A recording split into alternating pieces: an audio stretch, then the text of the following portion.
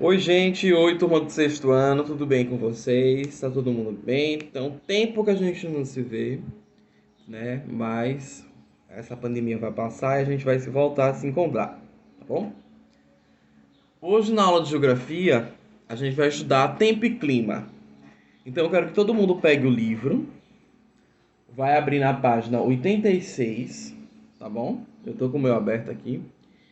Vocês vão abrir na página 86 e vão acompanhar comigo, o que eu vou explicando e vocês vão aí no livro acompanhando. Vamos lá. A gente vai estudar o tempo e clima. São duas coisas que andam juntas, porém são coisas diferentes, tá bom? O tempo é o agora. O clima é uma sucessão de tempos. Vou explicar. Agora, nesse momento, como é que tá aí fora? Como é que tá na casa de vocês? Tá chovendo ou tá fazendo sol? Hein? E aí? Olha lá pra fora, vê agora. Tá fazendo sol aqui pra mim. Não sei quando vocês forem assistir o vídeo. Então, eu posso dizer assim: o tempo está ensolarado. Porque eu olhei lá pra fora, vi, tá fazendo sol, não tá chovendo, tá tranquilo, né? Então, o agora, exato momento, é o tempo, tá bom? Tá ensolarado. Aí se eu dizer assim, o clima, muita gente erra. Cuidado. Muita gente erra com isso. O clima, agora não. O clima é uma sucessão de tempos. Eu tenho que analisar o tempo vários e vários e vários dias, inclusive anos. A gente chega a entender um clima de um lugar ou de uma região depois que fazer o estudo de 30 anos daquela região. Então eu preciso de 30 anos avaliando ali para entender como é o clima, tá bom? O nosso clima é quente e úmido. É um clima tropical. E os tipos de clima vocês vão entender depois, tá bom? Então, o clima é uma sucessão de tempos, são vários dias eu analisando o tempo até entender que o clima do meu estado, o clima da minha cidade, Aracaju, é quente e úmido e é tropical. Tá bom até aí? Deu para entender? Então vamos lá. Tempo é o agora, esse exato momento que aqui tá fazendo sol para mim, que bom. E aí, o clima é essa sucessão de tempos. Depois que eu analisei o tempo por vários anos, eu chego ao clima. A gente sabe que normalmente em Aracaju é assim, os dias ensolarado, chove e faz calor, né? Nós estamos na estação inverno, nesse exato momento, e a tendência é que mais chova. Isso é bem normal que aconteça, tá bom? Quando a gente está na estação verão, a gente tem chuva só poucas vezes, a gente tem chuva tantas vezes, não é isso? Então, ok, vamos lá. Agora vamos aqui na página 86. Eu tenho falando assim, a atmosfera. Eu vou ler rapidinho para vocês. A Terra está rodeada por uma fina camada gasosa chamada atmosfera, que funciona como uma capa protetora. Os gases que formam parte dela estão sempre em movimento, e o nosso planeta os atrai através da força da gravidade. Por isso, a atmosfera é mais densa em sua parte inferior do que em sua parte superior. Então, a Terra está protegida por uma camada fininha de ar que a gente chama de atmosfera. Nessa camada chamada atmosfera é que estão os gases essenciais para que a gente possa respirar, tá? Para que possa oferecer vida na Terra, tem que ter a atmosfera. E ela vai se apresentando em algumas camadas, tá? De uma parte mais quente, de uma parte mais fria, de uma parte que tem menos gás para a gente respirar, que é o oxigênio, e de uma parte que tem menos oxigênio. Então vamos lá, essa camada fina que protege a Terra como se fosse uma capa, a gente chama de atmosfera. Se não existisse essa camada, a atmosfera, não tinha vida, nenhum tipo de vida na Terra, seja animal, seja vegetal. E aí, diz assim, ó, o nosso planeta os atrai através da força da gravidade. Sabe o que é a força da gravidade? Já ouviu falar em gravidade? Hein? E aí? Gravidade o que é? É uma força que puxa todas as coisas para baixo. Eu tenho uma caneta, tá vendo? Aqui. E aí, o que é que soltei? Caiu. Isso vai acontecer sempre, né? Mas sabe que isso aqui não é à toa? Isso aqui acontece através da força da gravidade, tá bom? Então, ó, isso aqui é uma força que puxa todas as coisas para baixo. E é onde é que ela tá? Lá no núcleo da Terra, tá bom? Ela fica, é como se fosse um imã que puxasse tudo para baixo. Se não fosse a força da gravidade, eu ia soltar e ele ia ficar aqui flutuando. Como vocês já devem ter visto alguma imagem da Lua. A Lua não tem gravidade, né? Aí você vê lá que quando os primeiros indivíduos, os astronautas, né, foram para a Lua, eles ficavam assim, né, meio que flutuando. Mas é porque lá não tem a força da gravidade, tá bom? E aqui a gente tem. E é extremamente importante para puxar as coisas para baixo também. Por vários e vários motivos. Vocês vão estudar a força da gravidade em geografia, em ciências, em química, em física e ainda em outras disciplinas. Vocês já vão ver muito esse nome. Vamos dar uma olhadinha aí na página 86, no livro de vocês, tá?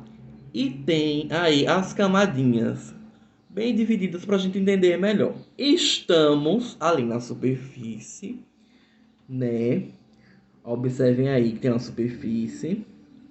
E aí tem o nome troposfera. Vamos lá, nós vamos dividir essa camada chamada atmosfera em uma, duas, cinco, se eu tô certo, cinco outras camadas, tá bom? Primeiro é troposfera, a gente vai ver isso de baixo para cima.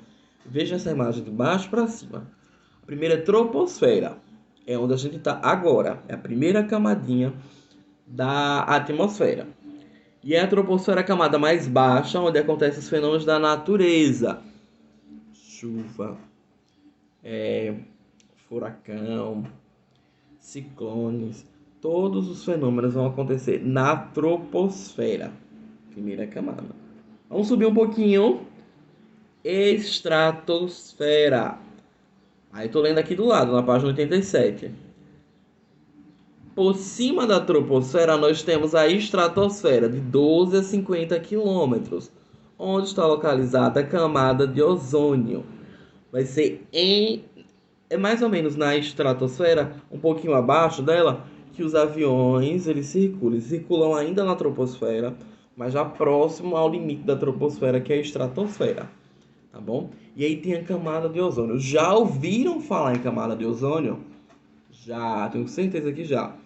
No jornal, em alguma aula de ciências, talvez. O que que acontece na camada de ozônio? É uma camada que tem a mesma função que a atmosfera, que nos protege. Mas essa camada vem sendo atingida há cerca de 40 anos, pelo menos, por ações humanas. Poluição do ar é a que mais afeta essa camada de ozônio. O que acontece? Toda vez que a gente polui o ar, sendo pelas fumaças que saem das fábricas ou sendo pelos carros, né? Ou qualquer outro veículo que solta fumaça, a gente começa a fazer rachaduras lá na camada de ozônio e a função de proteger ela vai perdendo. Ela vai liberando os mais raios solares pra gente. Vai ficar mais quente, tá? As geleiras vão derreter mais rápido.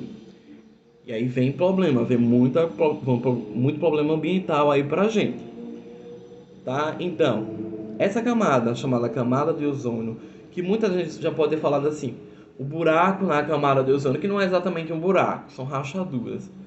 Abrindo essas rachaduras, a gente vai ter o quê? A luz do sol passando com mais intensidade, mais calor, as geleiras derretendo e problema ambiental pra gente muito grave. Problema ambiental não é o assunto agora. Vamos seguindo. Vimos a camada de ozônio e aí subimos um pouquinho para a mesosfera. ela se estende a 80 quilômetros. 80 quilômetros daqui, da nossa superfície, para cima. Gente, não tem nada mais aí na mesosfera. A gente não tem mais nenhuma atividade física natural acontecendo, nem avião passando, nem nada, né? Então vai ser uma camada muito longa pra gente, né? A mesosfera. E a temperatura vai chegar a menos 77 graus. Menos 77 graus. Preste atenção, menos 77 graus. A nossa temperatura, em média, em Aracaju, é de 26 a 30 graus. Tá? Os dias mais frios, pelo menos esses dias de junho, julho e agosto, são um pouco mais frios. Isso pode abaixar um pouquinho para até 22, 20, quem sabe. Agora, menos 77, ninguém consegue imaginar esse frio, não. Tá? Estou falando em temperatura menor, esse tipo de temperatura é bem menor do que acontece nos polos sul e no polo norte. É frio, frio, frio, frio, frio, frio, frio mesmo. Vamos subir na ionosfera, que a gente também pode chamar de termosfera. Aí eu estou falando de 80 a 500 quilômetros de altitude. Tá bom? Tô falando uma coisa muito longe, muito longe, muito longe, muito longe. Ionosfera, você sabe quem circulando por ali? Nave espacial, foguete, sonda. O que o homem manda para o espaço, eu vou ter ali circulando já na ionosfera. Por fim, não menos importante, eu tenho a exosfera. Quem é a exosfera? Ela vai um pouquinho mais, né, do que a ionosfera, e ela serve de transição para o espaço. Então é a última camada. Depois disso já é o espaço sideral e já era. Nela vai ficar circulando satélites. Esses satélites que nos transmitem internet, esses satélites que nos transmitem rede de telefone, telefonia, tá bom? Que transmite TV. E aí eles ficam lá na última camada que é a exosfera. 5 camadas da atmosfera. Podem olhar aí na imagem. Troposfera, estratosfera, mesosfera, ionosfera, que eu posso chamar de termo, tá? E exosfera. Essas são as 5 camadas da atmosfera. Certinho aí, tudo certo? Pronto. Vamos lá. Pronto. Dê uma lidinha aí na página 87, com carinho, devagarzinho, onde tem as camadas da atmosfera. Façam essa leitura desse tópico, tá bom? E aí vamos aqui para o segundo. Tem aí tempo e clima. Eu acabei, foi a primeira coisa que eu falei, tempo e clima. Né? A diferença entre tempo e clima. Foi a primeira coisa que eu falei para vocês, porque é bem importante que vocês saibam. Muita gente fala, menino, hoje o clima tá friozinho. Não! Corrija a pessoa. Né? Hoje o tempo tá friozinho. Hoje, toda vez que você começa a frase com hoje, é tempo. Né? Ai, choveu em Aracaju. Hoje o clima tá friozinho. Não. Hoje o clima tá quente. Não. De jeito nenhum. Hoje tem a ver com tempo. Então, hoje o tempo tá frio, hoje o tempo tá quente e por aí vai. Não confunde isso. Viu? Bota na tua cabecinha. Tempo é o agora. Clima é uma sucessão de tempos. São vários tempos. Sabendo disso, vamos para a página 88. Lá eu tenho assim, os elementos do clima. Como será que a gente vai ler o clima? Tem algumas coisas, na verdade, que compõem o clima. Primeiro é a temperatura. A nossa temperatura no Brasil é medida em graus Celsius.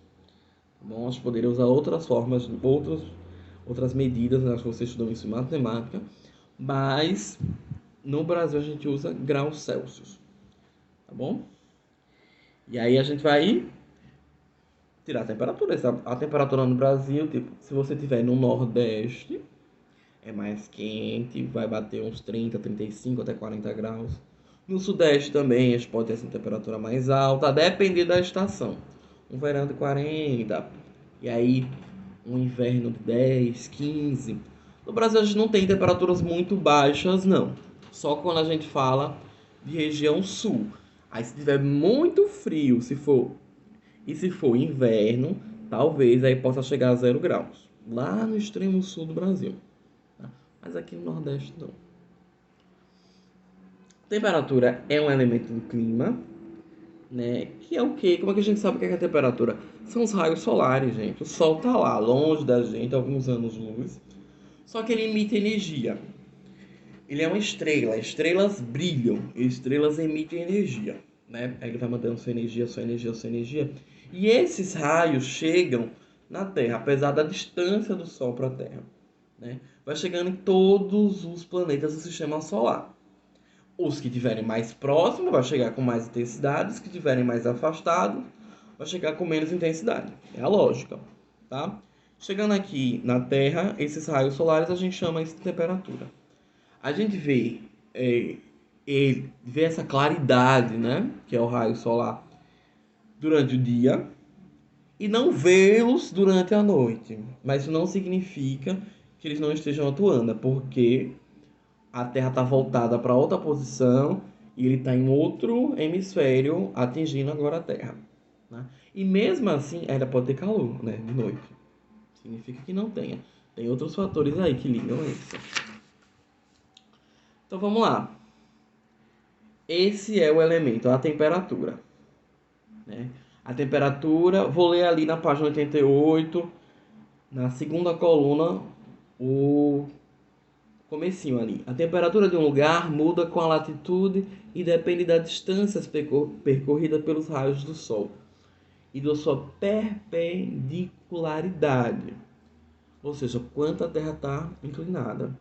A palavra clima em grego quer dizer inclinação, e é precisamente desse fator a inclinação dos raios solares, que dependem em grande parte das diferenças de temperatura entre o Equador e os polos. A Terra tem uma inclinaçãozinha. A Terra é um pouquinho torta. E aí, os raios podem atingir com mais intensidade uma parte e não outra. A parte mais atingida é a parte da linha do Equador. E o Brasil é cortado por essa linha. A parte menos atingida pelos raios solares são os polos. Polo Sul e Polo Norte. Por isso que é mais frio nos polos. E é mais quente no Equador. Tá bom? Aí tem uma partezinha em amarelo. Tô vendo um quadradinho amarelo. Tem uma imagem. Vamos ver essa imagem? Tem assim, ó. Tem a superfície. Aí tem o Sol. Aí tem os raios indo e voltando. Acontece. Os raios solares nem todos chegam à Terra. Porque se é muito longe a Terra do Sol, alguns vão se perdendo no meio do caminho.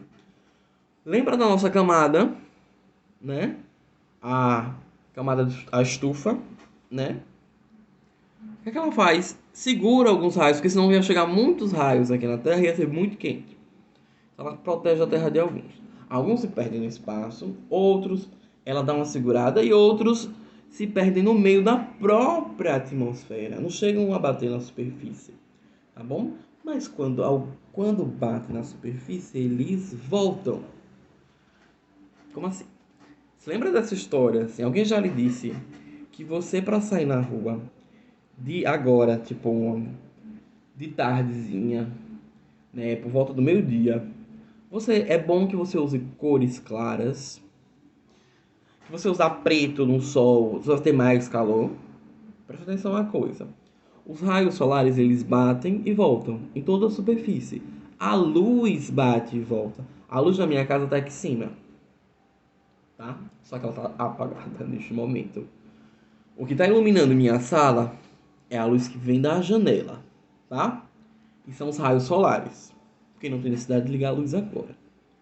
Esses raios solares estão entrando e estão iluminando toda a minha sala, toda a minha casa, na verdade. Eles batem no teto, batem em mim, batem nos objetos e voltam e ficam batendo. A gente não vê nada disso acontecer. Isso não tá olho nu, achando, eita, agora tá batendo em mim. Não, não é bem assim. Essa energia está sendo distribuída aqui em casa. Está iluminando tudo. Porque os raios solares, a gente não vê isso, claro, acontecendo. Eles ficam batendo em superfície a superfície. Em superfícies brancas, tá? Eles espalham melhor. Por isso que é mais claro, um lugar branco é mais claro. Porque esses raios solares ou qualquer outra energia, ela vai se espalhar melhor. Então, por isso que você deve usar branco ou cor clara quando for sair de dia. Por quê? Porque ali, ó, o sol veio, bateu e voltou. E voltou. Bateu e voltou. Não fica em você.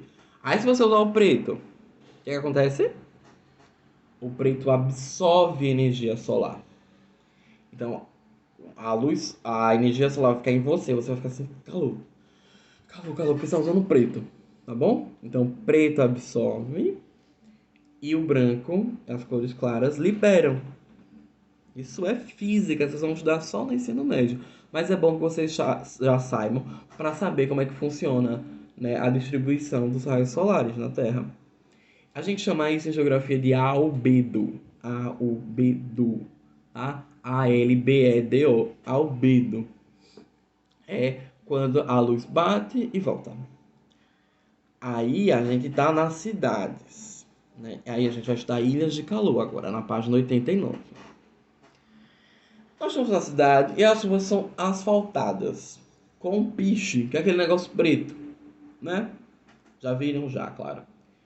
E aí quando a luz solar bate, ela fica no preto. E aí esse asfalto ele demora muito tempo para liberar energia, tá bom? Ou seja, é o tempo da noite. Tipo, recebeu a energia solar durante o dia e durante a noite ele libera. Por isso que tem regiões que é quente, mais quente durante a noite, principalmente as cidades. Isso pode acontecer numa coisa chamada ilhas de calor. Estou numa cidade. Deixa eu ler rapidinho aqui. Não são apenas as condições da natureza que influenciam as áreas urbanas, né? Os seres humanos são o principal elemento modificador. Derrubando vegetação, construindo prédios, asfaltando ruas, enfim, expandindo as cidades. Eles provocam mudanças na atmosfera, na temperatura e até no regime de chuvas. Tem imagem aí? Vou ler embaixo da imagem. Nas cidades, a substituição dos elementos naturais pelos construídos provoca mudanças nas características da atmosfera local, gerando o clima urbano.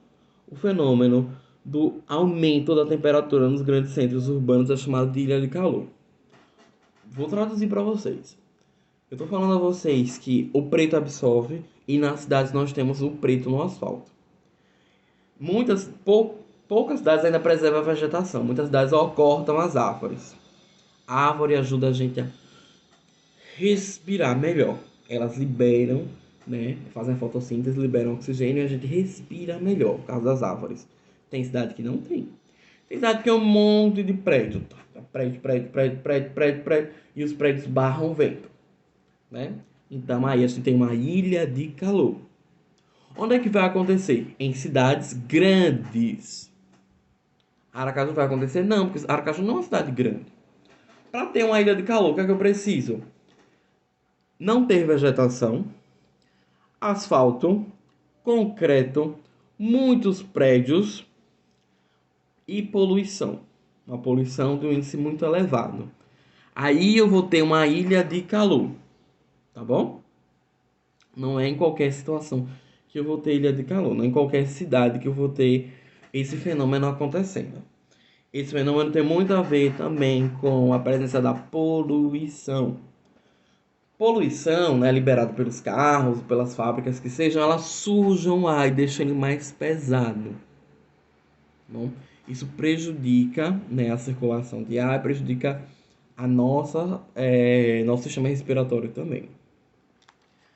Então vamos lá rapidinho a aprender um pouquinho o que é tempo, o que é clima, as camadas da atmosfera, né, os elementos do clima como a temperatura e as ilhas de calor.